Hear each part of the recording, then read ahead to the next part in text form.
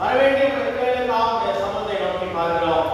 குறித்த நேரத்தில் வந்து ஆசிரியர் பெருமையாய் பங்கு பெற்று தேவனுடைய பரிபூர்ணமான ஆசீர்வாதத்திலே கனிவுற இந்த நாட்களில் திரும்பி இரண்டும் வராங்க.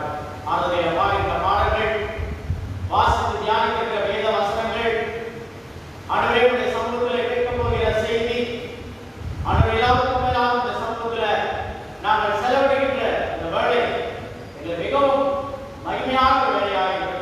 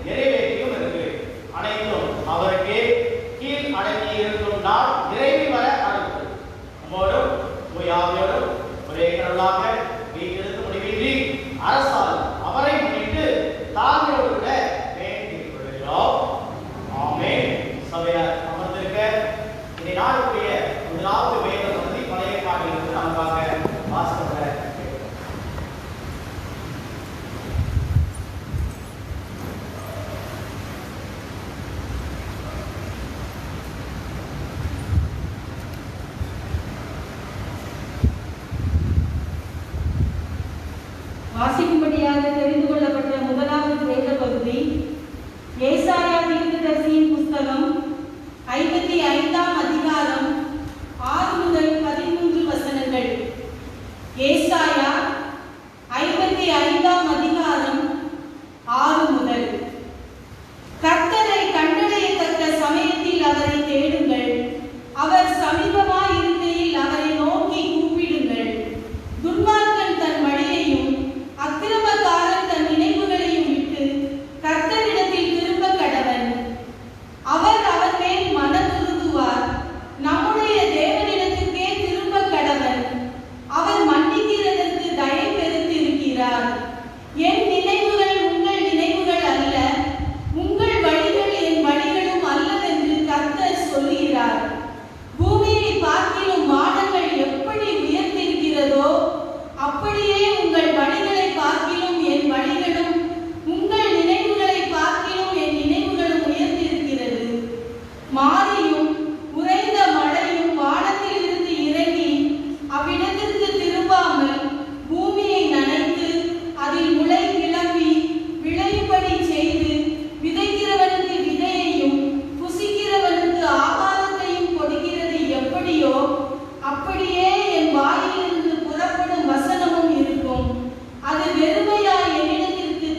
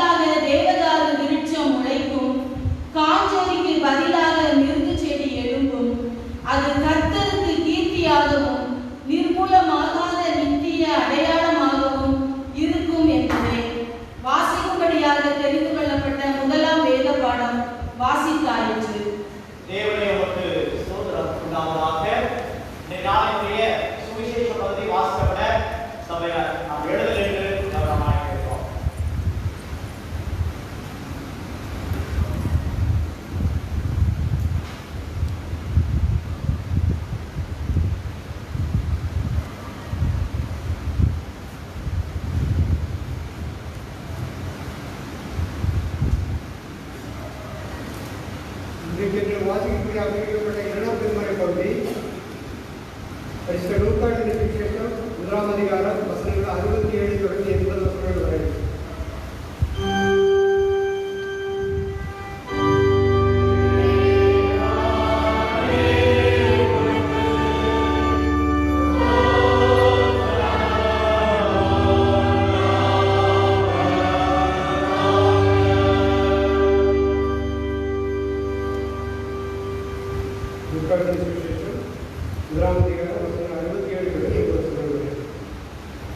அவனுடைய தகப்பனாகிய சகரியா பரிசுத்த ஆவியினாலே நிரப்பப்பட்டு தீர்க்கதரிசனமாக இஸ்ரவேலின் தேவனாகிய கர்த்தருக்கு ஸ்தோத்திரம் உண்டாவதாக.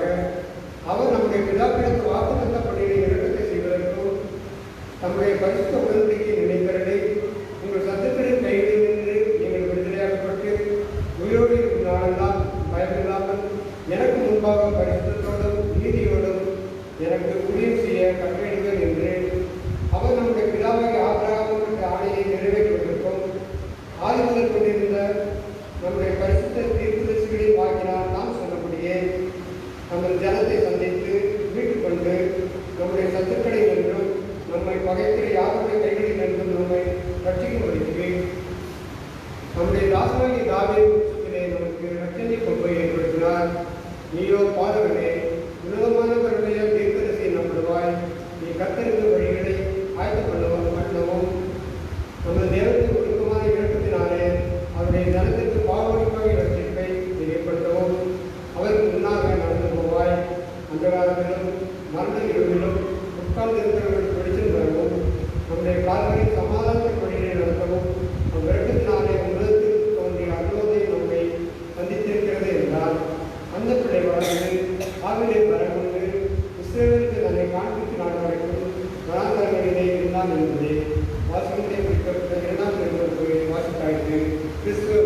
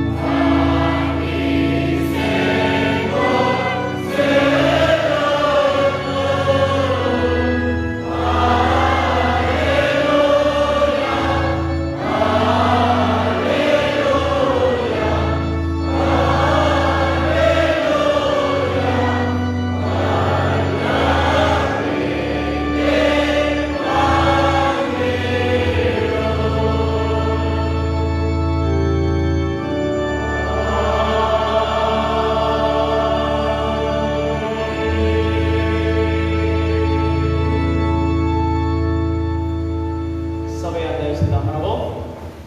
ஏசாயா தீர்க்கதரிசியுடைய புத்தகத்தில் 55ஆம் அதிகாரம் 13ஆம் வசனத்தை எடுத்தவர்கள் வாசிப்போம். ஏசாயா 55:13. செடிக்கு பதிலாக தேவதாரு விருட்சம் முளைக்கும், காஞ்சொரிக்கு பதிலாக மிருது செடி எழும்பும். அது கர்த்தருக்கு கீர்த்தியாகவும் நிர்மூலமாகாத நித்திய அடையாளமாகவும் இருக்கும். அது கர்த்தருக்கு கீர்த்தியாகவும் நிர்மூலமாகாத நித்திய அடையாளமாகவும் இருக்கும். தலைகளை தாழ்த்தினவர்களாய் கர்த்தருடைய சமூகத்தை நோக்கி பார்ப்போம். அன்பின் நேசத்தாமே, அருமையான அட்வென்டினுடைய 2ஆம் ஞாயிற்றுக்கிழமையில உங்களுடைய சமூகத்தில் அமர்ந்திருந்து உடைய வார்த்தைகளை தியானிக்க நீ கொடுத்த அருமையான தரத்திற்காக நாங்கள் துதிகளையும் ஸ்தோத்திரங்களையும் எழுதுகிறோம்.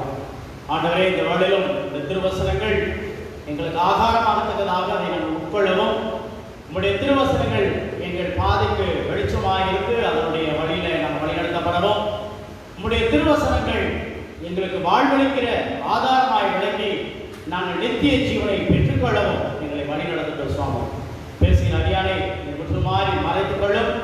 அடிமையினுடைய வார்த்தைகள் அல்ல, அடியாருடைய இருதயத்தின் தியானம் நம்முடைய சமூகத்தில் ரீதியாய் அமைய கிருபையும் இறக்கம் பாராட்டு. இயேசு கிறிஸ்துவின் உயிர்த்தெழுந்த நாமத்தில் வேண்டிக் கொள்கிறோம். உங்கள் ஜீவனுள் அருந்தாவனே, ஆமென். கிறிஸ்துவுக்குள் மிகவும் அருமையானவுள்ள இந்த ஞாயிற்றுக்கிழமையை வேதாகம ஞாயிறு என்று சொல்லி பொதுவாக நாம் அனுசரிக்கின்றோம். மேலும் இந்த ஞாயிற்றுக்கிழமையிலும் கர்த்தருடைய வார்த்தை குறித்து நாம் சிந்திக்கும்படியாக நாம் நம்முடைய திருவசனம் மூலமாய் வழிநடத்தப்படுகிறோம். இன்றைய நாளில் நம்முடைய தியானத்திற்கு என்று கொடுக்கப்பட்டுள்ள பொருள் Word of God light to our path என்பதாக இன்றைய நாளினுடைய பொருள் நமக்கு கொடுக்கப்பட்டிருக்கிறது.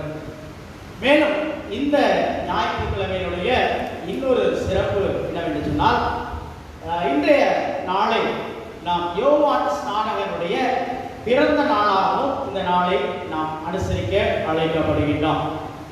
அருமையானவர்களே, இந்த அட்வென்ட் காலங்களில் கடவுளுடைய வார்த்தை என்பது ஒரு முக்கியமான ஒரு இடத்தை வகிக்கிறது.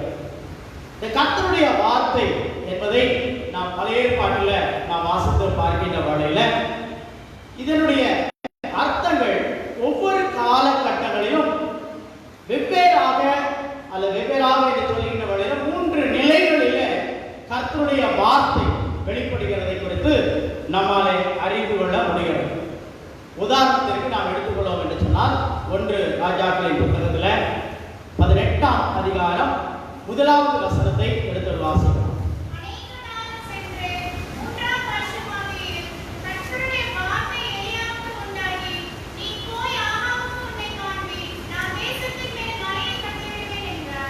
இதை ஆங்கில வேதாகமத்தில் எடுத்து வாசிப்பீர்கள் என்று சொன்னால் இப்படியாக எழுதப்பட்டிருக்கிறது. And it came to pass after many days that the word of the Lord came to Elijah என்று சொல்லி சொல்லப்படுகிறது.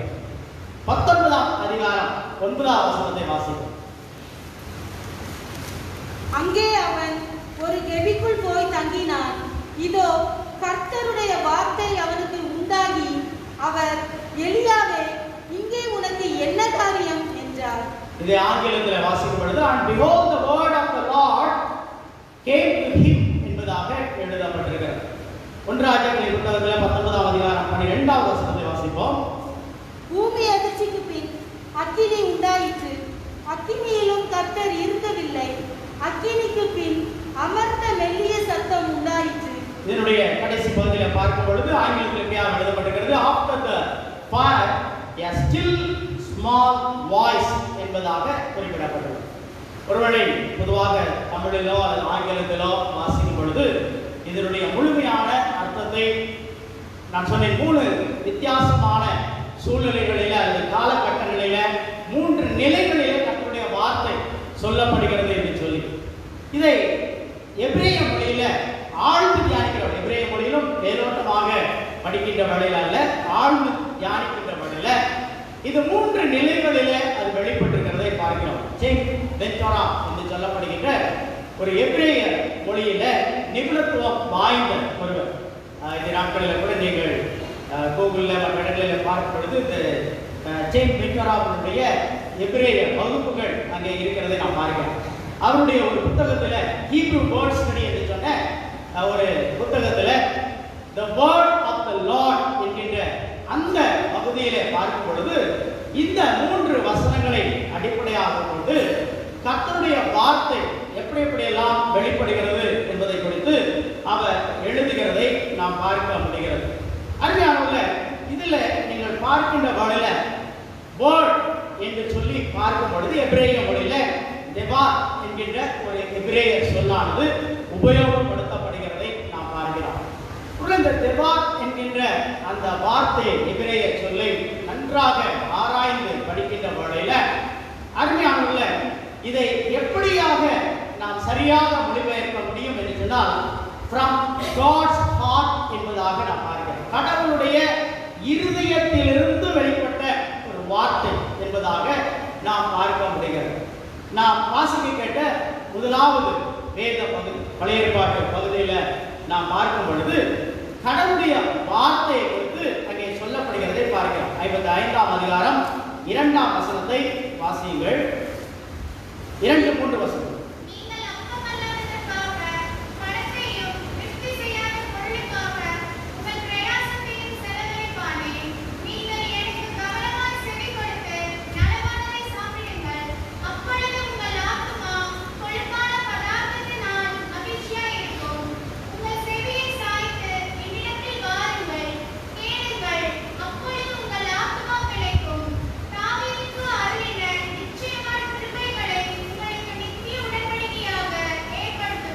இடத்துல பார்க்கும் பொழுது நீங்கள் எனக்கு கவனமாய் செவி கொடுக்கின்ற வழியில நலமானதை புசிப்பீர்கள் என்று சொல்லுகிறார்.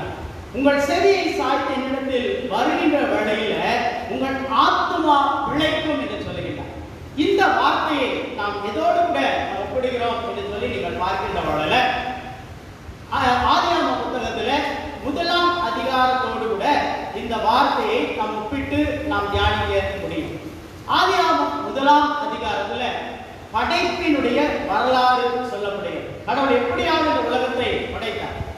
எப்படி படைத்தார்? வார்த்தையினாலே படைத்தார் என்று சொல்லி நாம் பார்க்கிறோம். இந்த வார்த்தையினாலே படைக்கப்பட்ட உலகத்திலே சகலமும் மனிதனுக்கு ஆசீர்வாதமாக இருப்பதை நாம் பார்க்கின்றோம். 29-30 வசனங்களை நாம் வாசிப்போம். பின்னும் தேவன் இதோ பூமியின் மேல் எங்கும் விதை தரும் சகலவித பூண்டுகளையும் விதை தரும் கனி மரங்களாகிய சகலவித விருட்சங்களையும் உங்களுக்கு கொடுத்தேன். அவைகள் உங்களுக்கு ஆகாரமாய் இருக்க கடவது.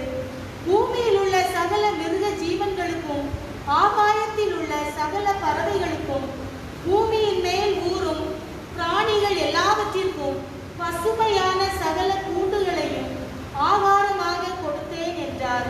அது அப்படியே ஆயிற்று. இந்த இடத்துல கர்த்தருடைய வார்த்தையின்படி அப்படியே ஆயிற்று என்று சொல்லி பார்க்கிறோம். ஆனால் 3ஆம் அதிகாரத்துல நீங்கள் வருகின்ற வழியில கர்த்தருடைய வார்த்தைக்கு மேலாக 3ஆம் அதிகாரத்துல நீங்கள் வாசித்து பார்க்கிற வழியில அங்கே பிசாசினுடைய அல்லது சாத்தானுடைய வார்த்தைக்கு அவர் இடம் கொடுத்த வழியில அங்கே நடக்கின்ற ஒரே ஒரு காரியம் என்னவென்று நீங்கள் பார்க்கின்ற வழியில இதே நல்லது என்று கண்ட அவர்களுக்கு ஆசீர்வாதமாக படைக்கப்பட்ட காரியம் எப்படியாக மாறிப்போனது. 17, 18, 19 வசனங்களை வாசிப்போம். மனைவியின் வார்த்தைக்கு செவி கொடுத்து புசிக்க வேண்டாம் என்று நான் உனக்கு விளக்கின விருட்சத்தை புசித்தபடியால்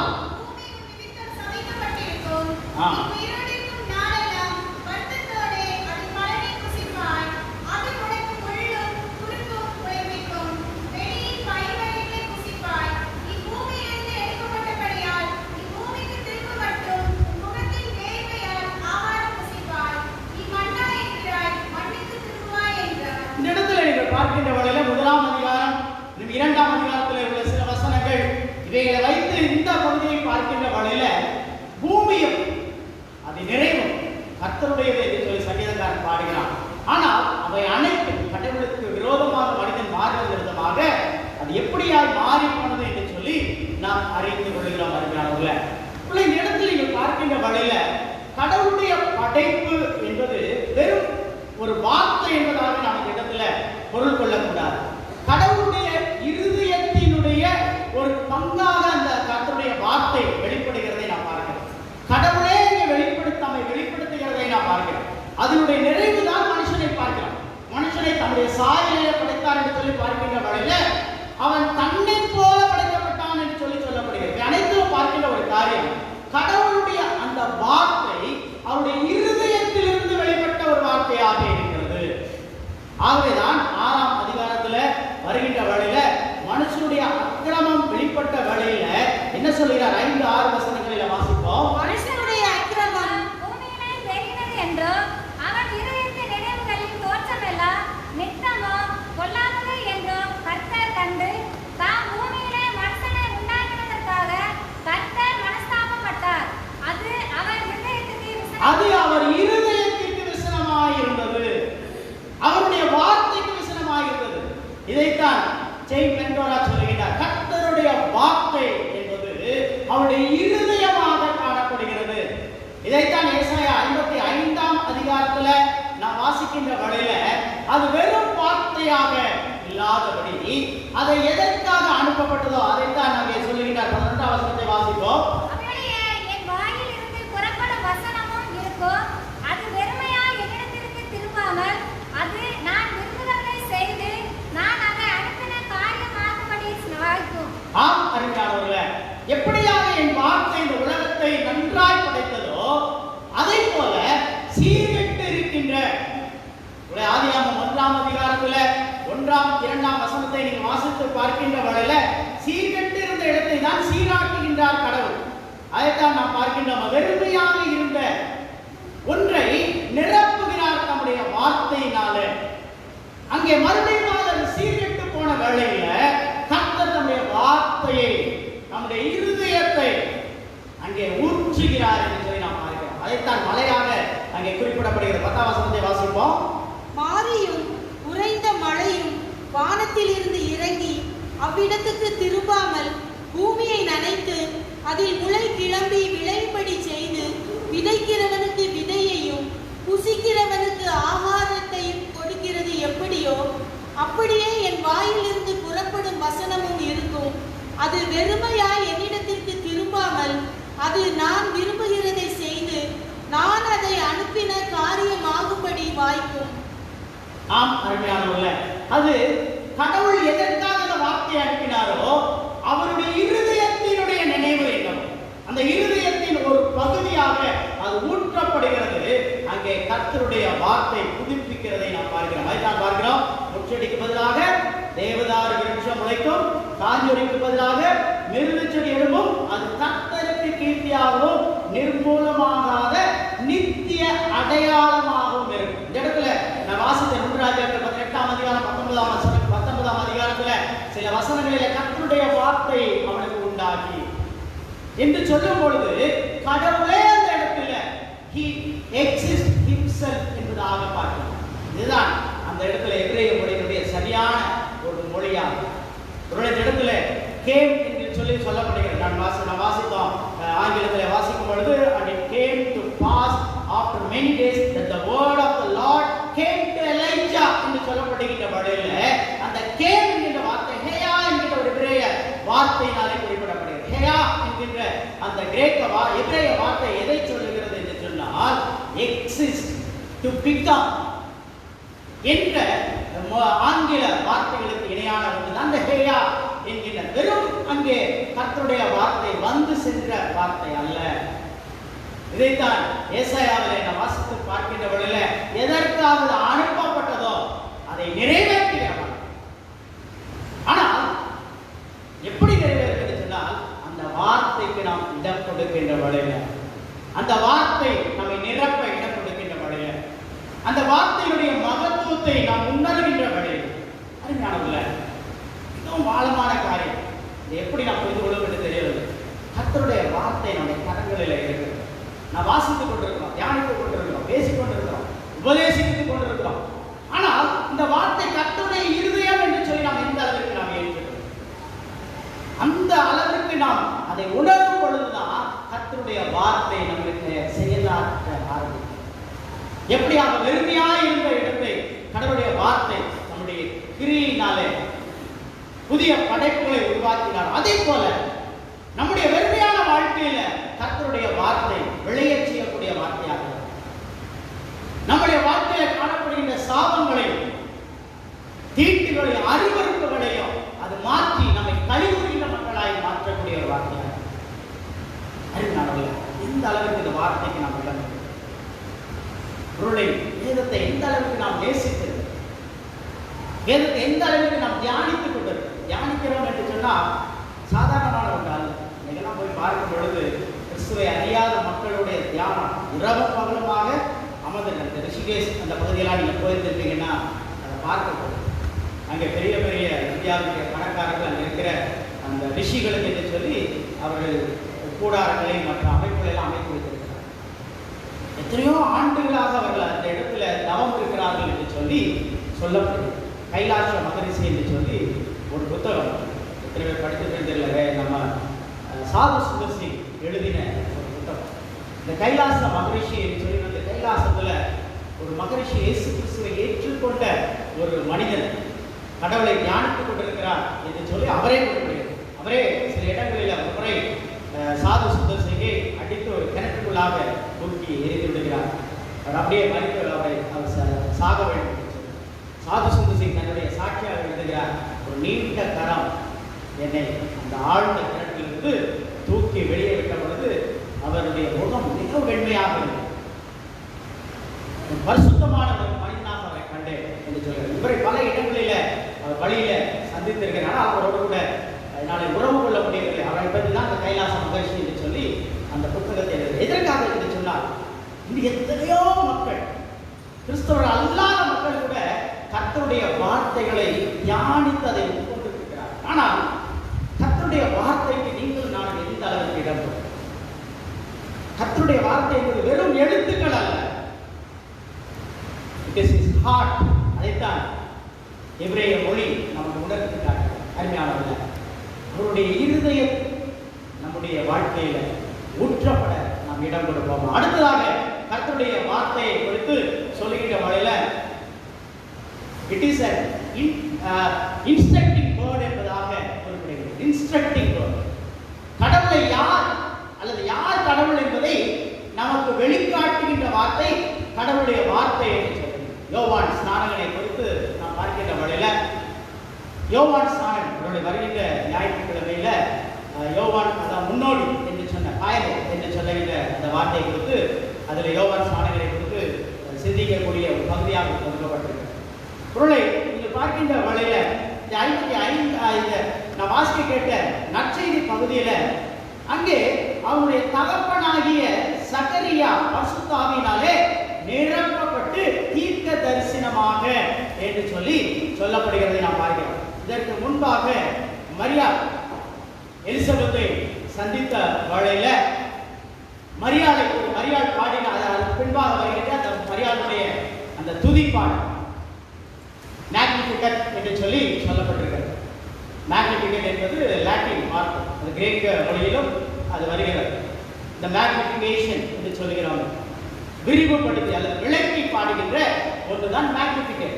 மேரிஸ் மேக்னிஃபிகட் என்று சொல்லி இந்த மரியாளுடைய பாடலை நாம் பாடுவோம். அடுத்ததாக இந்த பகுதியை வருகின்ற வகையில் பெனடிக்டஸ் என்ற ஒரு லாட்டின் வார்த்தை உபயோகப்படுகிறது. பெனடிக்டஸ் என்பது லாட்டின் வல்கேட் என்று சொன்னால் லத்தீன் மொழியிலே மொழிபெயர்க்கப்பட்ட புதிய ஏற்பாடு. அந்த புதிய ஏற்பாட்டினுடைய முதல் வசனமே இந்த பெனடிக்டஸ் என்ற அந்த வார்த்தையிலிருந்து தான் ஆரம்பமாகிறது. இந்த இடத்துல ஒரு மிகப்பெரிய ஒரு ஆசீர்வாதமான ஒரு காரியத்தை அங்கே சகரியா அங்கே பாடுகிறார். என்ன ஆசீர்வாதம் என்று சொல்லி பார்க்கின்ற வகையில இஸ்ரவேலின் தேவனாகிய கர்த்தருக்கு ஸ்தோத்திரம் உண்டாவதாக என்று சொல்லி அந்த பெனடிக்டஸ் என்ற அந்த பாடலானது ஆரம்பிக்கப்படுகிறதை நாம் பார்க்கிறோம். இஸ்ரவேலின் தேவனாகிய கர்த்தர் யார் என்பதை அங்கே உணர்ந்து பாடி இவர் எப்படிப்பட்டவராக அவர் வெளிப்பட போகிறார் என்பதற்கு யோவான் ஒரு தீர்க்கதரிசியாக இந்த உலகத்துல உருவாகி இருக்கிறான் என்பதை குறித்து தான் இந்த இடத்துல அங்கே சகரியாவின் கீதம் நான் பாடுகிறேன். சகரியாவின் கீதம் என்று சொல்லி நான் பாடுகின்ற அந்த பாடல் தான் நம்ம எந்த அளவுக்கு அதை உணர்ந்து பாடுகிறோம் என்று சொல்லி தெரியும். இந்த இடத்துல சகரியா அந்த பாடலை பாடும் பொழுது உங்களை இந்த படத்தில் கூட பார்க்கலாம். முகம் எவ்வளவு பிரகாசமாக இயேசுவை கிறிஸ்துவாக கண்ட அந்த பிரகாசம், இயேசுவை இரட்சகராக கண்ட அந்த முகத்தின் பிரகாசம், இயேசுவை தன் மீட்பராக கண்ட அந்த பிரகாசத்தை அங்கே சகரியாவினுடைய முகத்திலே காணக்கூடிய அந்த ஓவியர் மிக அழகாக நேர்த்தியாக இந்த படத்தை வரைந்திருக்கிறதை நாம் பார்க்கிறோம். யோவான் ஸ்நானனுடைய வாழ்க்கையில இந்த முக பிரகாசம் காணப்பட்டது. ஏன் என்று பார்க்கின்ற வழியில அவன் இயேசுவை கிறிஸ்துவாக அறிந்தவனாய் காணப்பட்டான். அது அவனுக்கு வெளிப்படுத்தப்பட்டிருந்தது. அநேகருக்கு வெளிப்படுத்தப்படாத காரியம் அங்கே அவருக்கு வெளிப்படுத்தப்பட்டிருந்ததை நாம் பார்க்கின்றோம். அதைத்தான் அங்கே பாடுகின்றார். நீயோ பாலகனே, வாசிப்போம் 26வது வசனத்திலிருந்து. நீயோ பாலகனே, உன்னதமானவருடைய தீர்க்கதரிசி எனப்படுவாய்.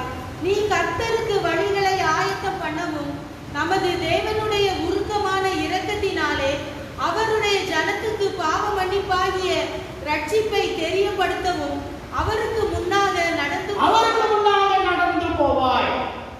அவருக்கு பாதைகளை செவ்வாய்ப்படுத்துகிற ஒரு பணி, கிறிஸ்து யார் என்பதை உலகிற்கு காட்டுகின்ற ஒரு தீர்க்க தரிசன பணியை அங்கே யோவான் ஸ்நானகன் செய்கின்றார். பாவ மன்னிப்பை குறித்து அவர் பேசுகிறார். சமீபத்தில் ஒரு கிரீட்டிங்ஸ் ரொம்ப அழகாக இருந்தது. Happy advent for you fruits என்பதாக இருந்தது. இரியன் பாம்பு குட்டிகளே, உங்களுக்கு அட்வென்ட் வாழ்த்துக்கள் என்பதாக எழுதப்பட்டது. அறிவியலாளர்கள் ஒருவேளை யோவான் ஸ்நானனுடைய வாழ்த்துக்கள் அப்படியாக தான், ஒருவேளை கடினமான வார்த்தைகளாக இருக்கும். யோவான் ஸ்நானன் சொல்கின்ற வேளையில இரியன் பாம்பு குட்டிகளே என்று சொல்லி, உங்களை யார் தனக்கு தப்பிக்க வைத்தார் என்று சொல்லி கூட பேசுகிறார். ரூட்ஸ் ஆஃப் வைப்பர் என்று சொல்லுகிறார்.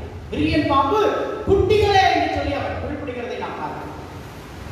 ஆனால் கடிந்து விடுவதற்காக அல்ல.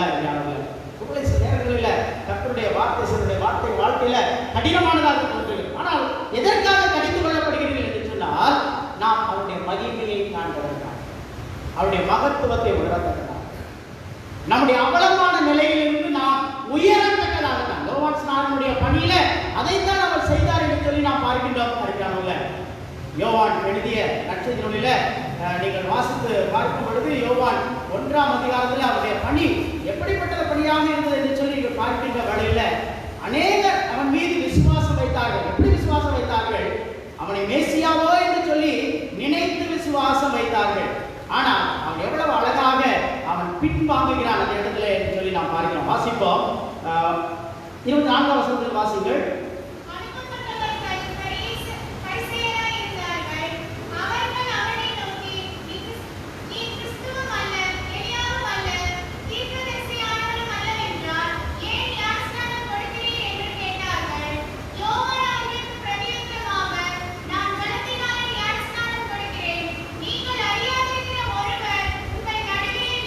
நீங்கள் அறியாதிருக்கிற ஒருவர் உங்கள் நடுவில் இருக்கிறார்.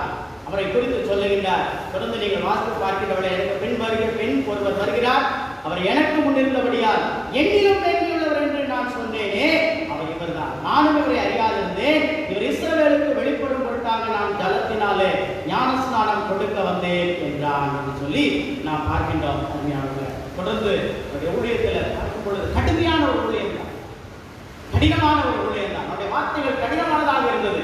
ஆனால் கிறிஸ்துவுக்காக வழிகளை ஆயத்தம் பண்ணுகின்ற ஒரு உன்னதமான ஒரு பணியை அவன் செய்தான் என்று சொல்லி நாம் அறிஞர்கள். இந்த நீங்களும் நான் கிறிஸ்து வெளிப்படுத்த வருகையின் காலங்களில் கிறிஸ்து நம் மூலமாக, நம்முடைய வார்த்தையின் மூலமாக வெளிப்படுவதற்கு நாமும் இந்த பணியை செய்ய அழைக்கப்பட்டோம். நீங்கள் நான் அதற்காகவே தெரிந்து கொள்ளப்பட்டிருக்கிறோம். எனக்கு அருமையானது, இந்த கால வழியில் அருமையானவர்களே, கர்த்தருடைய வார்த்தை கிறிஸ்துவை நாம் பிறருக்கு அறிமுகப்படுத்தத்தக்கதாக நம்முடைய இருதயத்தில் அது நிரம்பி இருக்கிறதா என்று சொல்லி நம்மை நாமே ஆராய்ந்து பார்க்க நாம் அழைக்கப்படுகிறோம். யோவான் ஸ்நானனுடைய வார்த்தையை குறித்து அவர் சொல்லுகின்ற வகையில், this is not theoretical but deeply experiential என்பதாக இது வெறும் வார்த்தை அல்ல, உள்ளபூர்வமாக ஆழமாக இருதயத்தின் ஆழத்தில் எப்படியாக கடவுளுடைய இருதயம் ஊற்றப்படுகிறதோ, நம்முடைய இருதயத்தின் ஆழத்தில் இருந்து கடவுள் வெளிப்பட நீங்கள் நான் இந்த சொல்லாலே செயல்களாலே காணப்படும். யோவான் ஸ்நானனை குறித்து நான் பார்க்கின்ற 2ஆம் அதிகாரத்தில் 80ஆம் வசனத்துல வாசிக்கும் பொழுது வாசிப்போம். லூக்கா 2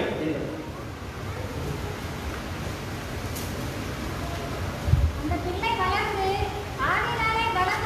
ஆவியிலே பலம் கொண்டு இஸ்ரவேலுக்கு தன்னை காண்பிக்கும் நாள் வரைக்கும் மனாந்தரங்களிலே இருந்தான். யோவான் ஸ்நானனுடைய உடையை குறித்து அறிந்திருக்கிறோம்.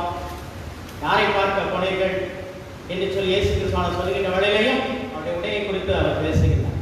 அவன் வனாந்தரத்துல அவன் இருந்தான் என்று சொல்லி பார்க்கிறார். அந்த நாட்களில் கும்ரான் என்கின்ற பகுதியில் டெட் சி அதனுடைய ஓரத்தில் இருக்கிற கும்ரான் கம்யூனிட்டிஸ் என்று சொல்லுவோம். இந்த கும்ரான் பகுதியில் மிக கடினமான ஒரு இடம், அங்கே வனாந்தரமான இடம், எந்த விதமான வசதியும் இல்லாத ஒரு இடம் தான் இந்த கும்ரான் என்கின்ற அந்த பகுதி.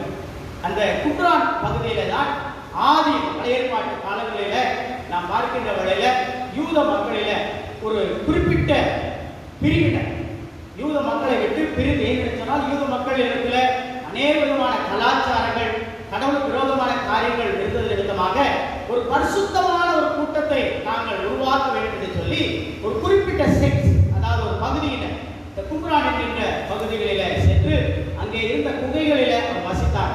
வசித்தார்கள் என்றால் எதற்காக என்று சொன்னால் அந்த இரவில் அவர் என்ன செய்வாங்க, பகலிலிருந்து இரவு வரை 24/7 என்று சொல்கிறாங்க. அப்படியாக வேதாகமத்தினுடைய பகுதிகளை அவர் எழுதி வைக்க ஆரம்பித்தார். இக்காலத்தில் இந்த வேதாகமானது எல்லாருக்கும் கிடைக்காமல் போயிடும். வேதாகம் என்று சொன்னால் பழைய ஏற்பாட்டில் இருந்த சில பகுதிகள். இந்த பகுதிகளை ஒவ்வொருவராக அதை காப்பி எடுத்துக் கொண்டிருந்தார். 10 பேர் அதை செய்து கொண்டிருந்தால் 10 பேர் உறங்க சென்று விடுவார்கள். மறுபடியும் அந்த 10 பேர் எழுந்து அவர்கள் எழுத ஆரம்பிப்பார்கள், மற்ற 10 பேர் உறங்க சென்று விடுவார்கள். இப்படியாக இந்த கும்ரான்ல எழுதப்பட்டதிலிருந்து கிடைக்கப்பட்ட காரியம் தான் இன்றைய நாளிலே நம்முடைய கரங்களில் இருக்கிற வேதாகமத்தினுடைய மூலப்பொருள். இது எப்படியாக கிடைத்ததுன்னு சொல்லி பார்க்கிறோம். அந்த நாட்களில் இந்த எபிரேய ஆடு மேய்க்கின்ற பிள்ளைகள், எகிப்தினுடைய ஆடு மேய்க்கிறவர்கள் எல்லாம் இந்த பகுதியில் ஆடு மேய்க்க செல்லும் பொழுது கல்லை வீசி விளையாடி கொண்டிருக்கும் பொழுது திடீரென்று குகைக்குள்ளே விடும் பொழுது ஏதோ ஒன்று உடைந்து விழுவது போன்ற ஒரு சத்தத்தை கேட்ட உடனே இந்த மேய்ப்பர்கள் எல்லாம், அந்த சிறு பிள்ளைகள் எல்லாம் உள்ளே சென்று அதுக்கு அங்கே கிடைத்த அந்த பாப்பிரஸ், அதனுடைய பதில், அதனுடைய சில சிதிலங்கள் அதை எடுத்துக்கொண்டு வந்து அந்த நாட்களில் ஆங்கிலேயர்கள் மற்றவர்கள் வருகின்ற வழியில் விற்றார்கள். அதில் ஒரு வேதாகமத்தை ஆராய்ந்து படிக்கின்ற எபிரேய மொழியில ஆழ்ந்த அதாவது அவருக்கு நல்ல ஸ்காலர்ஷிப் உள்ளது. அவர் அதை கையில் எடுத்து அதை பார்க்கும் பொழுது ஏசாயாவினுடைய ஒரு பகுதி என்பதை அவர் அறிந்து கொண்டு அவைகளை எடுத்து பின்பாக வேதாகம் உருவாவதற்கு அவர் காரணமாக அமைந்தது என்று சொல்லி சொல்கிறேன். எதற்காக சொல்கிறேன் என்றால் இந்த கும்ரான் கம்யூனிட்டியில தான் நம்ம யோவான் ஸ்நானகனும் அநேக நாட்கள் இருந்தார் என்று சொல்லி சொல்லப்படுகிறது. இயேசு கிறிஸ்துவானவரை பற்றி சொல்லுகின்ற வேளையிலையும் சிலர் சொல்லுகின்றார்கள் இந்தியாவுக்கு வந்து சென்றார் இயேசுவானவர் என்று சொல்லி. ஆனால் பொதுவாக வரலாற்று ஆசிரியர்கள் எடுத்துக்கொள்கின்ற காரியம் என்னவென்றால் இந்த வனாந்தர பகுதியிலே தான் இயேசு கிறிஸ்துவானவர் சில ஆண்டுகள் இருந்திருக்கக்கூடும் என்று சொல்லி சொல்லப்படுகிறது. யோவான் ஸ்நானகன் இங்கே இருந்துதான் அவன் வளர்ந்தான் என்று சொல்லி சொல்லப்படுகிறது. எதற்காக இருந்தால் ஆரம்பத்தில் இருந்தே கர்த்தருடைய ஊழியத்தை செய்ய வேண்டும் என்று சொல்லி அதற்காக தன்னை மிகவும் கடினமான சூழ்நிலையில பழக்கப்படுத்திக் கொண்ட ஒரு மனிதன். ஆகவேதான் நம்முடைய வார்த்தைகள் கடினமாக இருந்தது. ஆனால் பலருடைய இறுதியை அதான் நீங்கள் வாசித்து பார்க்கின்ற வேளையில அங்கே சொல்லப்படுகிறது. 77ஆம் வசனத்திலிருந்து வாசிங்கள். லூக்கா 2:77.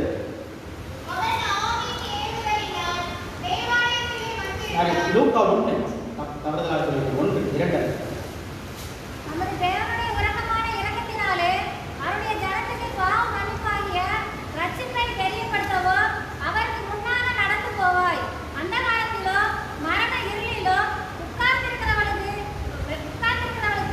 வெளிச்சம் தரவோ நம்முடைய கால்களை சமாதானத்தின் வழியிலே நடத்தவோ அபிரகத்தினாலே உன்னதத்திலிருந்து தோன்றிய அருணோதயா நம்மை சந்தித்திருக்கிற அந்த அருணோதயம், இருளில் இருக்கிற ஜனங்கள் பெரிய வெளிச்சத்தை காணக்கூடியாக அந்த அருணோதயம் நம்மை சந்தித்திருக்கிறது. அதை வெளிப்படுத்தக்கூடிய ஒரு உன்னதமான ஒரு பணியை யோவான் ஸ்நானகன் சொன்னார். அவனுடைய வார்த்தைகளில் கிறிஸ்து யார் என்பதை வெளிப்படுத்த, கிறிஸ்துவினுடைய மகிமை உலகத்தில் வெளிப்படுத்தப்பட்டதை நாம் பார்க்கிறோம்.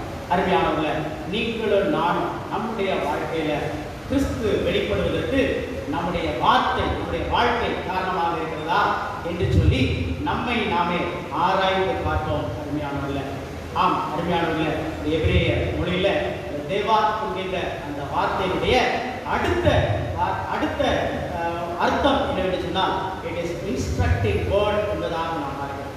மூன்றாவதாக நாம் பார்க்கின்ற வேளையில அது மெல்லிய சத்தமாக அது வெளிப்படுகிறது. மெல்லிய சத்தமாக கர்த்தருடைய வார்த்தை மெல்லிய சத்தமாக, அதைத்தான் அங்கே 1 ராஜாக்கள் 19ஆம் அதிகாரத்துல நாம் வாசிக்க முடிந்தது. அருமையானவர்களே, கர்த்தருடைய வார்த்தை இந்த மெல்லிய சத்தம் என்று சொல்லுகின்ற வேளையில நம்முடைய ஒவ்வொரு இருதயத்திற்குள்ளாகவும் கேட்கக்கூடிய ஒரு மெல்லிய சத்தம். அருமையானவர்களே, இதைத்தான் நாம் சுவிசேஷமாக நாம் பார்க்கிறோம். கர்த்தருடைய வார்த்தையை சுவிசேஷமாக நாம் பார்க்கிறோம். இதைத்தான் கலாத்தியருக்கு எழுதப்பட்ட நிருபத்துல 1ஆம் அதிகாரத்துல பரிசுத்த பவுல் அப்போஸ்தலன் தன்னுடைய சுவிசேஷத்தினுடைய ஆதாரமாக, அஸ்திவாரமாக கடவுளுடைய வார்த்தையை குறித்து அவர் பேசுகிறதை நாம் பார்க்கிறோம். இவாங்கிலியான் என்கின்ற ஒரு கிரேக்க வார்த்தை. இவாங்கிலியான் அதான் எவாஞ்சலின் என்கின்ற அந்த வார்த்தையாக காணப்படுகிறது. எவாஞ்சலிசம் என்று சொல்லி நாம் பார்க்கிறோம். இந்த இவாங்கிலியான் தான் இந்த இடத்துல கலாத்தியர் 1ஆம் அதிகாரத்துல பரிசுத்த பவுல் அப்போஸ்தலன் சொல்லுகின்ற அந்த சுவிசேஷத்தை குறித்த ஒன்றாக இருக்கும்.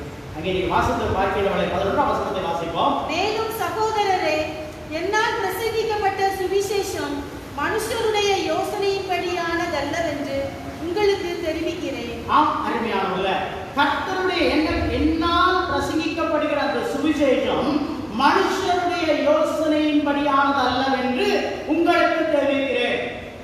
ஏன் இப்படி சொல்கிறான் சொன்னால், அவன் யூத மார்க்கத்தை சேர்ந்தவன், ஒரு பரிசேயன். முன்பே சொல்லியிருக்கிறேன், அவன் கமாலியல் என்று சொல்லப்படுகின்ற அந்த நாட்களில் அரிஸ்டாட்டில் போன்றவர்களுக்கு இணையாக இருந்த ஒருவர் தான் இந்த கமாலியல் என்கின்ற ஒரு மனிதன். அவருடைய பாதப்படியிலே அமர்ந்திருந்து வேதத்தை கற்று அறிந்தவர், யூத மார்க்கத்தை அமைந்தவர். யூத மார்க்கத்தில் ஒரு பரிசேயன், வேதத்தை நன்றாக அறிந்தவன். ஆகவேதான் அவன் சந்திக்கப்பட்ட அந்த வேளையில அப்போஸ்தலர் 9ஆம் அதிகாரத்துல பலமுறை நான் சொல்லியிருக்கிறேன். 9ஆம் அதிகாரத்துல நீங்கள் வாசித்து பார்க்கின்ற வேளையில கர்த்தருடைய வார்த்தையை மற்ற சீஷர்களைப் போல அவன் சொல்லவில்லை.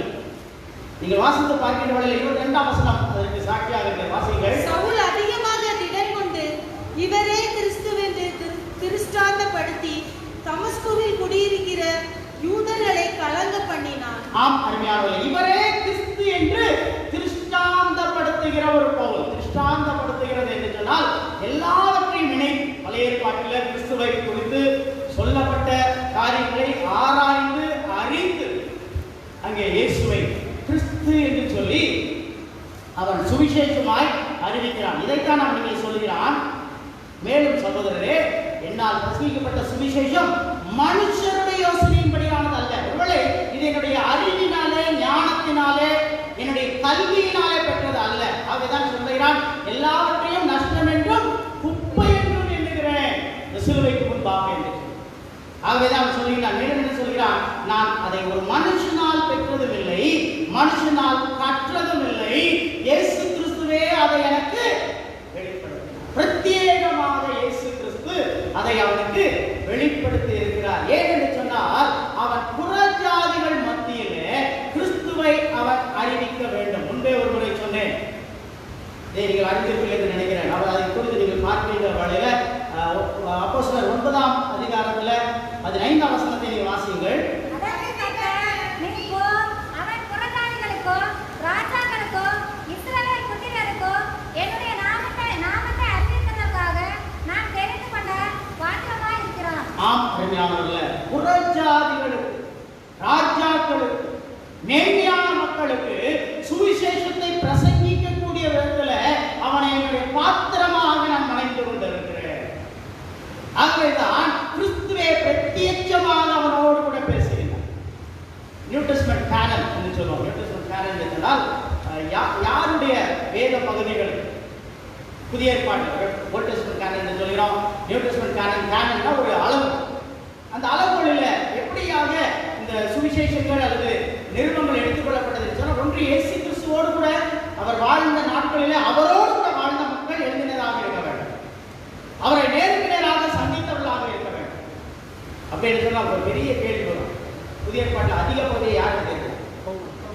பவுல் தான் எழுதியிருக்கிறார். ஏன் அவருடைய பகுதி புதிய ஏற்பாட்டிலே ஏற்றுக்கொள்ளப்பட்டது என்று சொன்னால், இயேசு கிறிஸ்து அவருக்கு பிரத்யட்சமாக தம்முடைய சுவிசேஷத்தை விளங்க பண்ணினார். வேறு யாருக்கும் கிடைக்காத ஒரு பாக்கியம். ஆகவேதான் மற்றவர்களுக்கு முன்பாக தன்னை உயர்த்தாதபடி தன்னை தாழ்த்திய அகால பிறவியான எனக்கும் என்று எல்லாருக்கும் விளக்கினாரு, வெளிப்படுத்தினாரு. அகால பிறவியான எனக்கும் வெளிப்படுத்த இன்று அறிஞர்கள் அநேக நிறைய கருத்துக்களை பவுலினுடைய வார்த்தைகளிலிருந்து தான் நாம் அநேக காரியங்களை நாம் அறிந்து கொள்ள முடியும். மற்றவர்கள் எழுதலாம் ஒன்றும் இல்லை நான் சொல்கிறேன். அநேக காரியங்கள் இயேசு கிறிஸ்துவினுடைய பாடு, மரணம், உயிர்த்தெழுதலை பவுலினுடைய வார்த்தைகள் மிக அழகாக தெளிவாக அது நமக்கு விளக்கி காட்டுகிறதை பார்க்கிறோம். ஆகவேதான் அவன் என்ன சொல்றான், யூத பாரம்பரியத்தை விட்டு நான் விலகி நிற்கிறேன் என்று சொல்கிறான். என் ஜனத்தாரில் என் வயதுள்ளோர் அநேகரை பார்த்து யூத மார்க்கத்திலே நான் தேர்ந்தவன் தான் என்று சொன்னால் நான் பரிசெயன். ஆனால் அவைகள் அல்ல, கிறிஸ்து என்னிலே இருக்கிறார், அவர் என்னிலே இருக்கிறார் என்பதை நினைத்தாகவேதான் கலாத்தியர்களை தொடர்ந்து வாசிப்பார்க்கின்ற வேளையில 19-20 வசனங்களில் அப்படியாக வாசிக்கலாம். கர்த்தருடைய சகோதரனாகிய யாக்கோபை தவிர அப்போஸ்தலரில் வேறொருவரையும் நான் காணவில்லை. கலாத்தியர் 2:19 தேவனுக்கென்று பிழைக்கும்படி நான் நியாய பிரமாணத்தினாலே நியாய பிரமாணத்திற்கு மரித்தேனே, கிறிஸ்துவுடனே கூட சிலுவையில் அறையப்பட்டேன், ஆயினும் பிழைத்திருக்கிறேன். இனி நான் அல்ல, கிறிஸ்துவே எனக்குள் பிழைத்திருக்கிறார். நான் இப்பொழுது மாம்சத்தில் பிழைத்திருக்கிறதோ என்னில் அன்பு கூர்ந்து எனக்காக தம்மை தாமே ஒப்பு கொடுத்த தேவனுடைய குமாரனை பற்றும் விசுவாசத்தினாலே பிழைத்திருக்கிறேன். முன்பாக நான் சொல்கிறேன் 16வது வசனத்திலே நியாயப்பிரமாணத்தின் கிரியைகளினாலே எந்த மனுஷனும் நீதிமானாக்கப்பட முடியாது. இது ஒருவேளை ஒரு காலத்துல நியாயப்பிரமாணம் தான் என்னை நீதிமானாக்கி இருக்கிறது என்று நினைத்த அதே சவுல் பவுலாக மாறின வேளையில கிறிஸ்துவிலே தான் நான் பிழைத்திருக்கிறேன் என்று. இந்த கிறிஸ்து இவளை யாரோ போதித்த ஒரு காரியம், யாரிடத்திலிருந்தோ பெற்றுக்கொண்ட ஒரு செய்தி அல்ல. கிறிஸ்து எனக்கு பிரத்யட்சமாக தம்மை விளக்கார். அருமையானவர்களே, அந்த பவுலுக்கு மாத்திரமல்ல, இந்த உங்களுக்கும் எனக்கும் கிறிஸ்து தம்மை வெளிப்படுத்த ஆயத்தமாக, நம்முடைய இருதயங்களில் கிறிஸ்து வீட்டிற்கு ஆயத்தமாக இருக்கிறார், அவர் வாசமாயிருக்க ஆயத்தமாக இருக்கிறார். ஆனால் மறுபடியுமாக நாம் யூத மார்க்கத்தவரை போல மாறிக்கொண்டிருக்கிறோம். நியாயப்பிரமாணத்தினாலே, நம்முடைய நீதியான கிரியைகளினாலே, அல்லது நாம் செய்கின்ற சில காரியங்களை வைத்துக் கொண்டு நம்மை கிறிஸ்தவர்களாக காட்டிக் கொண்டிருக்கிறோம். அதுவல்ல கிறிஸ்தவம். கிறிஸ்துவிலே வாழ்கின்றான், என் கிறிஸ்தோ என்கின்ற கிறிஸ்துவிலே நிலைத்திருக்கின்றான், கிறிஸ்துவிலே நிலைத்திருக்கிறதா. இனி நான் அல்ல, இனி சவுலாகி நான் அல்ல, பரிசேயனாகி நான் அல்ல, யூத மார்க்கத்தவர்களாகி நான் அல்ல, கல்வி ஞானத்திலே சிறந்து விளங்கின நான் அல்ல, கிறிஸ்துவே நிலைத்திருக்கிறார் என்று சொல்லி கிறிஸ்துவை உலகிற்கு இனம் காட்டுகிற அந்த சுவிசேஷம் என்கிற அந்த மெல்லிய அருமையாக இது உங்கள் மூலமாக, என் மூலமாக பிறருடைய இருதயத்தை அடைய அருமையானவர்கள இந்த வார்த்தை மாம்சமாகி அவர் நமத்தில வாசமாயிருந்தார். நீங்களும் நானும் இந்த வார்த்தையினால புதிய படைப்பாய் மாறியிருக்கிறோம்.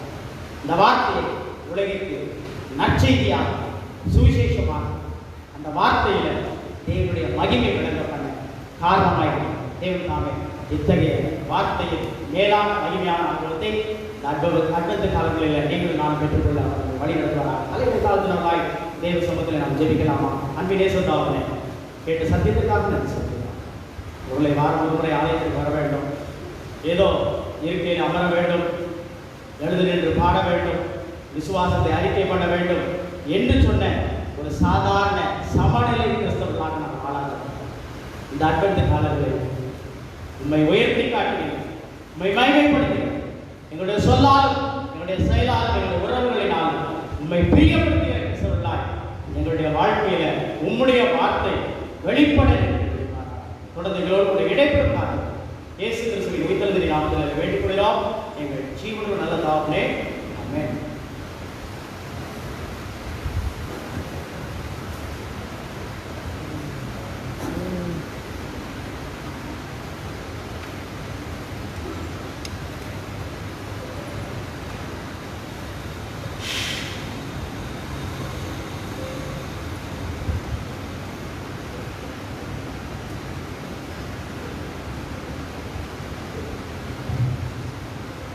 கிறிஸ்துவுக்குள் என் அன்பான திருச்சி மக்களே, இனி வருகின்ற நாட்களில் காலை 7 மணி மற்றும் 10 மணி ஆராதனைகள் மாத்திரம் நடைபெறும் என்பதை உங்களுக்கு அறிவித்த வண்ணமாக நாட்களில் பின்பற்றப்படும். வருகின்ற ஞாயிற்றுக்கிழமை காலை 7 மணி மற்றும் 10 மணி ஆராதனைகள் காலை மாலை ஆராதனை முறைப்படி நடைபெறும் என்பதை உங்களுக்கு அன்போடு கூட தெரிவித்துக் கொள்கிறேன்.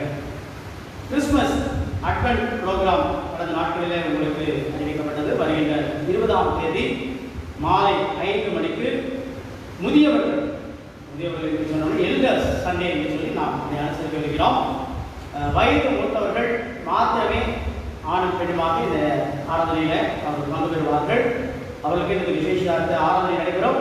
திருச்சபையின் சார்பாக அவர்களை நாம் கௌரவிக்கப் போகிறோம் என்பதையும் உங்களுக்கு அன்போடு கூட தெரிவித்துக் கொள்கிறேன். வருகின்ற 22ஆம் தேதி இடைநாள் ஒருவேளை செவ்வாய்க்கிழமை, அந்த நாளில் நம்முடைய திருச்சபையினுடைய பிரதிஷ்டை தினத்தை நாம் அனுசரிக்கவிருக்கிறோம். அன்று மாலை 6 மணிக்கு ஒரு சிறப்பு ஆராதனை நடைபெறும். இதில் அட்வென்ட் நிகழ்ச்சிகளும் நடைபெறும் என்பதை உங்களுக்கு அன்போடு கூட தெரிவித்துக் கொள்கிறேன். திருச்சி மக்கள் இதற்காக ஜெபிக்கவும் இதற்காக ஆயத்தப்படவும் உங்களை அன்போடு கூட கேட்டுக்கொள்கிறேன். இந்த எல்டர் சண்டே மற்றும் சர்ச் டெடிகேஷன் டே குறித்த விரிவான அறிவிப்பு வருகின்ற ஞாயிற்றுக்கிழமை உங்களுக்கு அறிவிக்கப்படும் என்பதை அன்போடு கூட தெரிவித்துக் கொள்கிறேன். 25ஆம் தேதி கிறிஸ்துமஸ் தினத்தன்று காலை 4:30 மணி மற்றும் 9 மணி ஆராதனைகள் பரிசுத்த நற்கருணை ஆராதனையாக நமக்கு கொடுக்கப்பட்டிருக்கிற நடைமுறைகளை கடைபிடித்து நடைபெறும் என்பதை உங்களுக்கு அன்போடு கூட தெரிவித்துக் கொள்கிறேன். 65 வயதுக்கு மேற்பட்டவர்கள் அல்லது சுகவீனமாக இருக்கிறவர்கள் தயவு செய்து ஆராதனையில் பங்கு பெறுவதை சற்று தவிர்க்க உங்களை கடினமான ஒரு காரியம்தான் இவர்களை கேட்பதற்கும் தயவு செய்து இந்த காரியத்தில் எங்களோடு கூட ஒத்துழைக்கப்படி நம்மளோட கேட்டுக்கொள்கிறேன். காலையிலே நான் ஆலயத்துக்குள்ளே வரும் பொழுது ஒரு வயதான அம்மாவை பார்த்தேன். அவர்களால் பேசக்கூட முடியவில்லை, அந்த அளவுக்கு இருக்கிக் கொண்டிருக்கிறார்.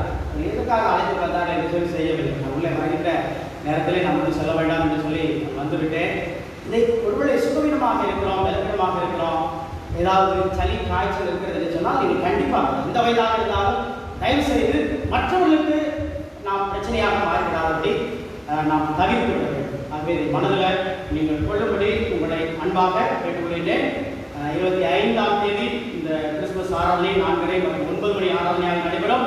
அது பரிசுத்த நற்கருணை ஆராதனையாக நடைபெறும் என்பதை உங்களுக்கு அன்பாக தெரிவித்துக் கொள்கிறேன். வருகின்ற 30ஆம் தேதி அன்று ஒரு விசேஷித்த ஆராதனை நடைபெறும். விசேஷித்த ஆராதனையாக 31ஆம் தேதி வருகின்ற 31ஆம் தேதி ஆண்டினுடைய நிறைவான நாள். அந்த நாளில் ஒரு சங்கிலி தொடர் ஜெபமானது நம்முடைய ஆலயத்தில் நடைபெறும் என்பதை உங்களுக்கு அறிவித்துக் கொள்கின்றேன். 31ஆம் தேதி காலை 6 மணி முதல் மாலை 5 மணி வரை இந்த சங்கிலி தொடர் ஜெபமானது நடைபெறும் என்பதை உங்களுக்கு அன்போடு கூட தெரிவித்துக் கொள்கிறேன். இதில் பங்கேற்க விரும்புகிறவர்கள் குடும்பமாகவோ குழுவாகவோ தனிப்பட்டவர்களாகவோ நீங்கள் பங்கு பெற விரும்பினால் முன்கூட்டியே உங்களுடைய பெயரை கொடுக்க வேண்டும். அதற்காக முன்பாக அதற்கான ஃபார்மேட் வைக்கப்பட்டிருக்கிறது. உங்களுடைய பெயரையும் நீங்கள் எந்த நேரத்தை ஜபத்துக்காக ஆலயத்தில் வந்து செலவிடுகிறீர்கள் என்பதையும் அதில் தொலைபேசி எங்களோடு கூட குறிக்க உங்களுடைய அன்பாக கேட்டுக்கொள்கிறேன். 6 மணி முதல் 6:30 வரை நம்முடைய திருச்சபையினுடைய பாஸ்டேட் கமிட்டி மற்றும் டிசி மெம்பர்ஸ் அந்த ஜபவேளையை பயன்படுத்துவார்கள். அதை தொடர்ந்து இருக்கின்ற காலங்களில் உங்களுடைய பெயர்களை நீங்கள் குறிக்கும்படியாக உங்களை அன்போடு கூட கேட்டுக்கொள்கிறேன். இந்த ஆண்டினுடைய நிறைவான ஓய்வு நாள் 27ஆம் தேதி அன்று 2 ஆராதனை. பொதுவாக இந்த குடும்ப ஞாயிறு ஒரே ஆராதனையாக அனுசரிக்கப்படும். கூட்டத்தை மனதிலே வைத்து 2 ஆராதனைகளாக வழக்கம் போல நாம் நடந்து வருகிறோம். 7 மணி மற்றும் 10 மணி ஆராதனை. இந்த குடும்ப ஆராதனையில குடும்பமாக பாடல்கள் பாட விரும்புகிறவர்கள் உங்களுடைய பெயர்களை கொடுக்கலாம். தனிப்பட்டவர்களாக அல்ல, குடும்பமாக பாடல்கள் பாட விரும்புகிறவர்கள், கடந்த ஆண்டில தேவன் செய்த நன்மையான காரியங்களை சாட்சியாக கூற விரும்புகிறவர்கள் இந்த விசேஷித்த ஆராதனையை நீங்கள் பயன்படுத்திக் கொள்ள உங்களை அன்பாக கேட்டுக்கொள்கிறேன். வருகின்ற 20ஆம் தேதி 5 மணிக்கு முதியோர் ஞாயிறு ஆராதனை அனுசரிக்கப்படும் என்று சொன்னேன். இந்த முதியோர் ஞாயிறு ஆராதனைக்கு என்று சிறப்பு காணிக்கை அவர்கள் முன்பாக வைக்கப்பட்டிருக்கிறது. கடவுள் கடந்த ஆண்டில தேவன் செய்த நன்மையான காரியங்களை நினைவு கூர்ந்து உங்களுடைய நன்றி காணிக்கைகளை நீங்கள் அந்த நாளில கடவுளுடைய நாமத்தின் மகிமைக்காக முன்வந்து படைக்கவும் அன்போடு கூட கேட்டுக்கொள்கிறேன். 22ஆம் தேதி சொன்னேன் ஆலய அர்ப்பணிப்பு நாள். அன்று மாலை 6 மணிக்கு சிறப்பான ஆராதனை நடைபெறும்.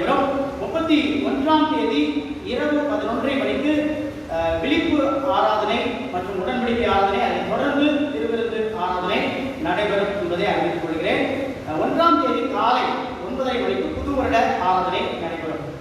25ஆம் தேதி கிறிஸ்துமஸ் ஆராதனையில காலை 9:30 மணி ஆராதனைக்கு பிறகு குழந்தைகளுக்கான ஞானஸ்நான ஆராதனை நடைபெறும். குழந்தைகளுக்கு ஞானஸ்நானம் கொடுக்க விரும்புகிறவர்கள் முன்பாகவே வந்து உங்களுடைய பெயர்களை கொடுக்க உங்களுடைய அன்பாக கேட்டுக்கொள்கிறேன். வருகின்ற வாரத்தில் உங்களுடைய பெயரை கொடுக்க உங்களை அன்போடு கூட கேட்டுக்கொள்கிறேன். நம்முடைய ஆலயத்தில் கடவுள் அருமையான அவருடைய மகளுக்கு நல்ல ஒரு வேலை வாய்ப்பை கொடுத்ததை இதை கொண்டு தன்னுடைய காணிக்கையாக 4 கிராம் எடையுள்ள ஒரு கோல்டு காயினை கடந்த வாரத்தில் ஆலயத்தில் காணிக்கையாக ஒரு படைத்திருக்கிறார். இந்த 4 கிராம் கோல்டு காயினை நீங்கள் கடவுள் ஏவியபடி காணிக்கையாக கொடுத்து எடுத்துக்கொள்ள விரும்பினால் உங்களுடைய பெயர்களையும் நீங்கள் எந்த தொகையை இதற்கு கொடுக்க விரும்புகிறீர்கள் என்பதையும் எழுதி என்னிடத்தில் கொடுக்க உங்கள் நண்பர்கள் கேட்டுக்கொள்கிறேன்.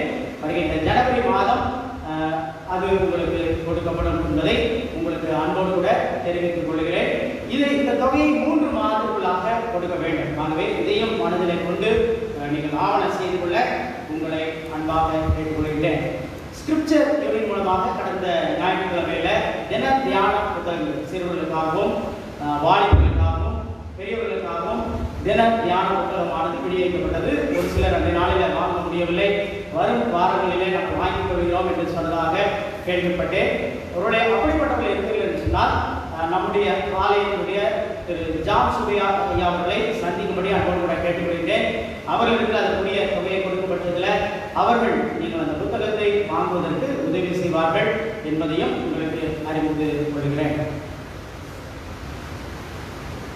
திருமண்டலத்திலிருந்து வந்த ஒரு செய்தி, நம்முடைய திருச்சபையில் 9th ஸ்டாண்டர்ட் மற்றும் 11th ஸ்டாண்டர்ட் படிக்கிற பிள்ளைகளுக்கு என்று வேதாகத்தின் அடிப்படையில் ஒரு தேர்வு ஒவ்வொரு ஆண்டும் அது திருமண்டல அளவில் தொடர்ந்து நம்முடைய சினாட் அளவில் அது நடைபெறும் என்பதை உங்களுக்கு அறிவித்திருக்கோம்.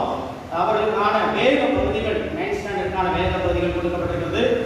+1 படிக்கிற பிள்ளைகளுக்கான வேத பகுதிகள் கொடுக்கப்பட்டுள்ளது. இந்த எக்ஸாமினேஷன் டேட் ஆனது வருகின்ற ஜனவரி மாதம் சனிக்கிழமை 23ஆம் தேதி நடைபெறும் என்பதை உங்களுக்கு அறிவித்துக் கொள்கிறோம். இதற்கான ரிஜிஸ்ட்ரேஷன் ஃபீ 50 ரூபாய்.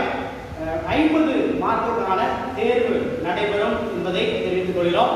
இதில் தேர்ச்சியை பெறுகின்ற மக்களுக்கு சினாட் அளவில் அவர்களுக்கு ஊக்கத்தொகை கொடுக்கப்படும் என்பதை அன்போடு கூட தெரிவித்துக் கொள்கிறேன். ஆகவே இதற்கென்று நம்முடைய பிள்ளைகளை ஆயத்தப்படுத்தும்படி நம்முடைய சண்டே ஸ்கூல் டீச்சர்ஸையும் பெற்றோரையும் பெரியவர்களையும் அன்பாக கேட்டுக்கொள்கிறேன். நம்முடைய பிள்ளைகளும் இது போன்ற தேர்வுகளை எழுதி பரிசுகள் வாங்குவது, இந்த ஊக்கத்தொகையை வாங்குவது உண்மையாக அவர்களுக்கு ஆசீர்வாதமாக இருக்கும். இதற்கு ஆவண செய்து கொள்ள நீங்கள் சண்டே ஸ்கூல் டீச்சர்ஸை நீங்கள் அணுகும்படியாக உங்களை அன்போடு கூட கேட்டுக்கொள்கிறேன். கடந்த வாரத்தினுடைய காணிக்கை விவரங்கள் 1, 2, 3 மற்றும் வெள்ளிக்கிழமை ஆராதனையுடைய காணிக்கைகள் 13,994 ரூபாய். 1ஆம் தேதி காலை திருவிழா ஆராதனையுடைய காணிக்கை 3,490 ரூபாய். சப்ஸ்கிரிப்ஷன் 17,840 ரூபாய். டேங்க் காப்பருக்கு 73,010 ரூபாய். ஓய்வு கடந்த ஞாயிற்றுக்கிழமை நேர விற்பனை 530 ரூபாய். சர்வீஸ் உண்டியல் 2,000 ரூபாய். ஹார்வெஸ்ட் டியூஸ் 17,600 ரூபாய். ஹார்வெஸ்ட் கவர் காணிக்கை 11,920 ரூபாய். ஹிம்சன் லிரிக்ஸ் மூலமாக 700 ரூபாய் காணிக்கையாக பெறப்பட்டுள்ளது என்பதை உங்களுக்கு அன்போடு கூட தெரிவித்துக் கொள்கிறேன். இந்த வாரத்திலும் தன்னுடைய பிறந்த நாள் மற்றும் திருமண நாட்களை அனுசரிக்கிறவர்களை நாம் இந்த வேளையில் நாம் நினைவு கூறுவோம். அவர்கள் மத்தியில் இருப்பார்கள் என்று சொன்னால் தயவு செய்து இருந்த இடத்துல நீங்கள் எழுதி நிற்க உங்களை அன்பாக கேட்டுக்கொள்கிறேன். 6ஆம் தேதி mister Gerald B, mister J Selvaraj, mister J Ashpal Jenroy, mister Rajasekaran, mister Akash.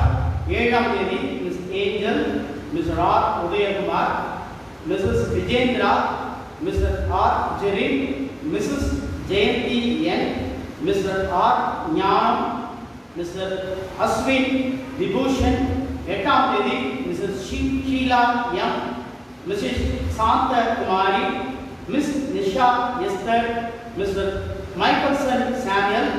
9ஆம் தேதி mister Royal, mrs Gladys Desikan, mrs Jayaseeli சாமியல்.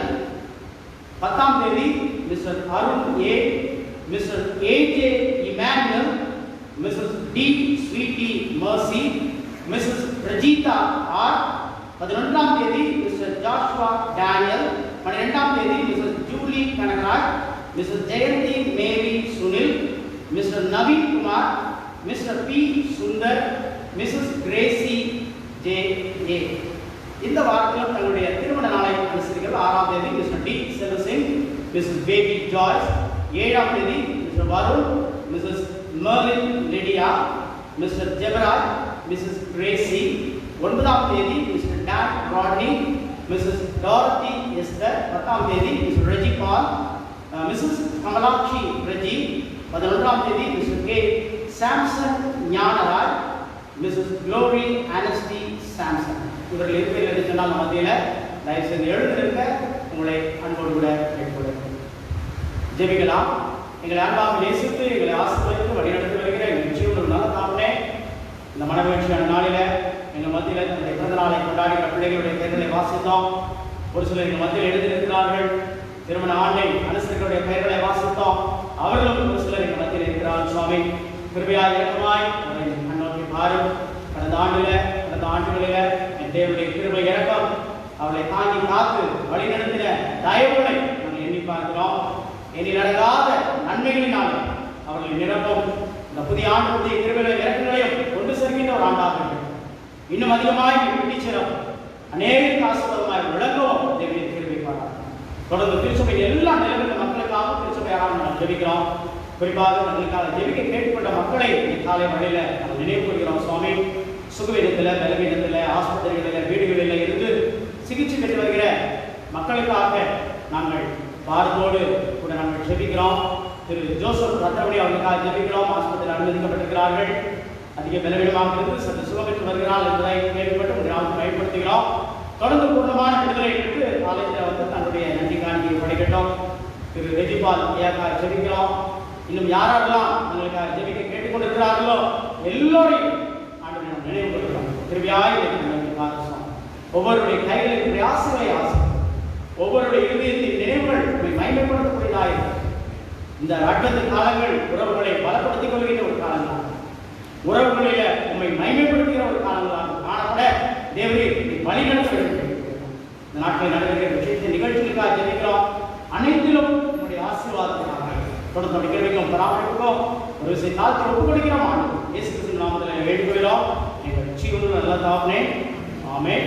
கிறிஸ்துவுக்குள் மிகவும் அருமையானவர்களே, கீர்த்தனைகளில் 28வது கீர்த்தனையும் 22வது கீர்த்தனையும் 28வது கீர்த்தனையும் நாம் எழுதிட்டு இந்த வேளையில் பாட இருக்கின்றோம். இந்த கீர்த்தனை பாடல்கள் பாடுகின்ற வேளையில் உங்களுடைய சந்தா காணிக்கைகள், உங்களுடைய நன்றி காணிக்கைகள், உங்களுடைய மற்ற கடவுளுக்கென்று செலுத்த நீங்கள் கொண்டு வந்திருக்கிற காணிக்கைகளை முன்பாக அதற்கென்று வைத்திருக்கிற தட்டில் வந்து படைக்கும்படி அன்போடு கூட கேட்டுக்கொள்கின்றேன்.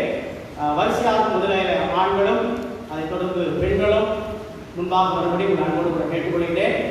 முன்பாக வந்து திருவிருந்தில் பங்குவதற்கான திராட்சரசத்தையும் கவரில் வைக்கப்பட்டிருக்கிற அப்பத்தையும் எடுத்துக்கொள்ளுங்கள். தயவு செய்து இடைவெளி விட்டு நீங்கள் வர உங்களை அன்பாக கேட்டுக்கொள்கின்றேன். ஒருவேளை இந்த இப்படிப்பட்ட திருவிருந்து ஆராதனை நடத்தும் பொழுது சற்று கடினமான ஒரு காரியம்தான் நம்முடைய மனதை ஒருமுகப்படுத்துவது. இதில் முழுமையாக பங்கு பெறுவதற்கு சற்று கடினமாகத்தான் இருக்கிறது. ஆனாலும் பக்தியோடு, ஜபத்தோடு, கருத்தோடு கூட இந்த திருவிருந்தில் பங்கு பெறும்படி உங்களை அன்போடு கூட கேட்டுக்கொள்கின்றேன். தயவு செய்து ஏனோ தானம் என்று பங்கு பெற வேண்டாம். இது திருவிருந்து ஆராதனை. சில காரியங்களை கண்டிப்பாக சொல்லும் பொழுது சிலருக்கு வேதனையாக இருக்கிறது, சில விமர்சனங்களும் வருகிறது, அதிக கஷ்டமாக இருக்கிறது. ஒருவேளை உங்களுடைய ஊழியக்காரனாக 1000 செல்கின்றேன். இந்த திருவிருந்தில் பங்கு பெறும் பொழுது மற்ற இடங்களில் நாம் எப்படி இருக்கிறோம் என்பதால் திருவிருந்தில் குறிப்பாக மிக கருத்தோடு ஜபத்தோடு கூட பங்கு பெற வேண்டும். கடந்த 1ஆம் தேதி திருவிருந்த ஆராதனையின் போது ஒரு தகப்பனார் இங்கிருந்து வைன் அந்த திராட்சரசத்தை எடுத்து சென்று தன்னுடைய மகனுக்கு கொடுத்ததாக ஒருவர் வந்து அந்த பின்னாக இருந்தவர் வந்து வேதனையோடு கூட சொன்னார். தயவு செய்து இது போன்ற காரியங்களை செய்யாது. உங்களுடைய பிள்ளைகளும் தவறான வழியில நடத்தாது. அவருடைய பக்கத்தில் பிள்ளைகளை வைத்துக் கொண்டு திராட்சரசம் அப்பம் எடுக்கும் பொழுது சற்று கடினம் தான். ஆனாலும் பிள்ளைகளுக்கு வீட்டில் கற்றுக் கொடுக்கும். இது என்ன வேணும்? திருவிருந்தில் எப்படி நடந்து கொள்ள வேண்டும், எப்படி பழக வேண்டும், எப்படி பங்கு பெற வேண்டும் என்பதை உங்களுடைய கான்ஃபர்மேஷன் கிளாஸில் சொல்லுகின்றோம். சிலருக்கு இது கடினமாக இருக்கும். தயவுசெய்து கடினமாக இருந்தாலும் ஏற்றுக்கொள்ளத்தான் வேண்டும். திருவிருந்து என்றால் பரிசுத்தமான திருவிருந்து. பரிசுத்தத்தோடு கூட நான் பங்கு பெறுவது அவசியம். அன்போடு சொல்லுகிறேன். அதே வழியில் கண்டிப்பாக சொல்லுகிறேன். தயவு செய்து இதில் கிரமமாக பங்கு பெற உங்களை அன்போடு கூட கேட்டுக்கொள்கிறேன். அப்பம் திராட்சரசமும் எப்பொழுது எடுக்க வேண்டும், அதாவது எடுத்து உங்களுடைய கையை வைத்துக் கொள்ளுங்கள். நாம் அந்த திருவிருந்து ஆராதனையுடைய நிறைவில் அந்த பிரதான பாடல் என்று சொல்லி பாடல் இருக்கும். அந்த பாடலை வாசிப்போம் அல்லது நம்முடைய ஆராதனைகளிலே பாடுவோம். அதற்கு பின்பாக நான் அப்பத்தை எடுத்து என்று சொல்லி உங்களுக்கு முன்பாக சொல்லி அதற்குரிய வார்த்தைகளை சொல்லும் பொழுது நீங்கள் அப்பத்தை உட்கொள்ளலாம். சற்று அந்த பிளாஸ்டிக் கவர் பிரிப்பதற்கு கடினமாக இருந்தது என்று சொல்லி சொன்னார்கள். சற்று பொறுமையாக கையாளும்படி உங்கள் அன்போடு கூட கேட்டுக்கொள்கிறேன். திராட்சை ரசத்தை எடுத்து அதை ஸ்தோத்திரம் பண்ணி என்று சொல்லி ஜெபித்து சொல்லுகின்ற வழியில் அதை கான்சன்ட்ரேட்டிங் ப்ரேயரில் அதே வார்த்தை வரும். அப்பொழுது அல்ல, கடைசியாக வருகின்ற அந்த பாடலுக்கு 3 முறை நாம் அந்த பாடலை பாடிவிட்டு அதற்கு பின்பாக இந்த திருவிருந்தில் பங்கு பெற இந்த அப்பத்தையும் திராட்சை ரசத்தையும் எடுத்துக்கொள்ளும்படி உங்களை அன்பாக கேட்டுக்கொள்கிறேன். மறுபடியும் சொல்கிறேன், இது பரிசுத்தமான திருவிருந்து. ஒருவரை வெளியே இருந்து எடுக்கிறோம், உள்ளே இருந்து எடுக்கிறோம், இருக்கைகள் இல்லாதனால. ஆனால் இதில் ஜபத்தோடு கருத்தோடு பங்கு பெற உங்களை அன்போடு கூட தாழ்வோடு கூட கேட்கிறேன். 22 மற்றும் 28வது கேள்வி.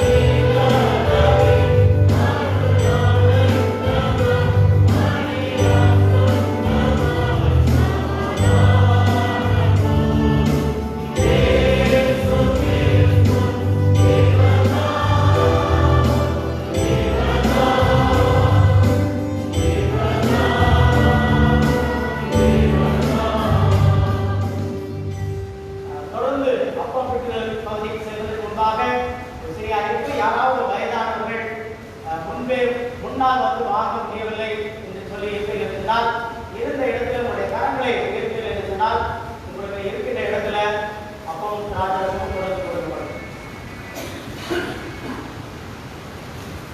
இல்லை என்றால் தொடர்ந்து ஆராதனைகளாய் நாம் கடந்து செல்வோம்.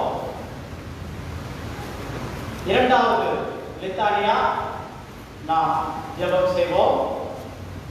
பரத்திலிருந்து வரும் சமாதானத்துக்காகவும் நம்முடைய ஆத்மாக்களை ரட்சிப்புக்காகவும் கர்த்தரை நோக்கி ஜெபிப்போமாக. அகில லோக சமாதானத்திற்காகவும் கடவுளுடைய பரிசுத்த சபைகளில் நல்வாழ்வுக்காகவும் அவைகளின் ஒருமைப்பாட்டுக்காகவும் கர்த்தரை நோக்கி ஜெபிப்போமாக. நம்முடைய பேராயர்களும் மற்றெல்லா பணிவிடைக்காரரும் சிறப்பாக ரஸ்லம் என்னும் நம்முடைய பிரதம பேராயரும் தீமுதி ரவீந்திரனும் நம்முடைய பேராயரும் நல்ல இருதயத்தோடும் சுத்த மனசாட்சியோடும் தங்கள் பணிவிடையை நிறைவேற்ற கர்த்தரை நோக்கி ஜெபிப்போமாக. நம்ம தேசத்தின் அதிபதிகளுக்காகவும் அதிகார வைப்பு எல்லாருக்காகவும் கர்த்தரை நோக்கி ஜெபிப்போமாக. யார் எஸ்பர் உபத்திரப்படுவோர் துக்கப்படுவோர் மரணத்திற்காக இருப்போர் அனைவருக்காகவும் கர்த்தரை நோக்கி ஜெபிப்போமாக. ஏழைகள் பட்டினியாக இருப்போர் அனாதைகள் விதவைகள் உபத்திரப்படுவோர் அனைவருக்காகவும் கர்த்தரை நோக்கி ஜெபிப்போமாக. அந்த காலத்தினின்று நம்மை தம்முடைய ஆச்சரியமான ஒளியிடத்திற்கு வரவழைத்துடைய மகத்துவங்களை காண்பிக்கப்பட்டாக நமக்காகவும் கிறிஸ்துவின் நாமத்தை அறிந்தவரும் யாருக்காகவும் கர்த்தரை நோக்கி ஜெபிப்போமாக. இவ்வளவு அவரை சேவித்து இப்போது ஓய்வு இருக்கும் அவரது அறியாமையோடு கூட நாம் அவரது முடிவற்ற மகிழ்ச்சி நிறைவில் பங்குற கர்த்தரை நோக்கி ஜெபிப்போமாக. ஜெபிப்போம். சர்வ வல்லமையுள்ள கடவுளே, சகல ஞானத்திற்கும் காரணரே, நான் வேண்டிக் கொள்வதற்கு அவசியம் உங்களுக்கு தெரியும். நாங்கள் யார் கேட்கிறோம் என்பதும் உங்களுக்கு தெரியும். தேவரீர் இந்த பலவீனங்களை பார்த்து இறங்கி நாங்கள் எங்கள் வாதத்தில் இருக்கோம். துணிந்து கேட்கக்கூடாதவர்களை, எங்கள் குற்றாட்சிகள் கேட்க தெரியாதவர்களை உடைய குமாரன் கர்த்தராகிய இயேசு கிறிஸ்துவின் புண்ணியங்களும் எங்களுக்கு அனுகிரகிக்கிறதோ. ஆமென். நம்முடைய கர்த்தராகிய இயேசு கிறிஸ்துவின் கிருபையும் தேவனுடைய அன்பு பரிசுத்தாவிய அனைவரோடு கூட எப்பொழுதும் நீடித்து நிலைத்திருப்பதாக.